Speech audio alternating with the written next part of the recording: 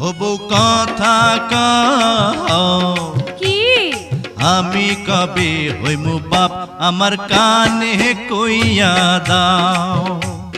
পোলা যখন বাজান কইয়া ডাক দিব রে মনের সুখে আমি তখন পাগল হইমু রে ওগো স্বামী কও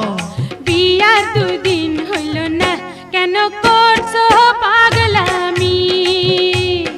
তুমি কিছু নিয়ম কানুন মাইনা চলো আগে